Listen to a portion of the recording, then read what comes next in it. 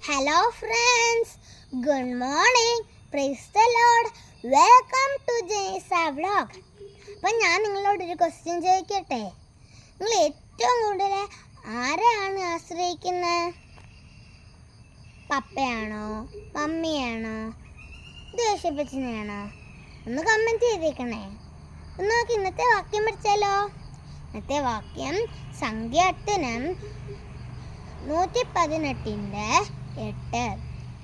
മനുഷ്യരിൽ ആശ്രയിക്കുന്നേക്കാൾ യഹോവയിൽ ആശ്രയിക്കുന്നത് നല്ലത്.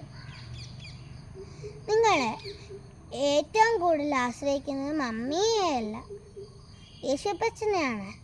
അത് കഴിഞ്ഞിട്ട് നിങ്ങൾ മമ്മി ആശ്രയിച്ചോ. നിങ്ങൾക്ക് ഭയങ്കര പാടായിട്ടുള്ള സബ്ജക്റ്റൊക്കെ പഠിക്കാൻ വന്നിരിക്കുന്നതിന് മുൻപ് പ്രാർത്ഥിച്ചിട്ട് വേണം നമ്മൾ പഠിക്കാനിരിക്കാൻ. അപ്പം നമുക്ക് നല്ല ബുദ്ധിയും അത് എഴുതാനും ഭയങ്കര ഈസി ആയിരിക്കും.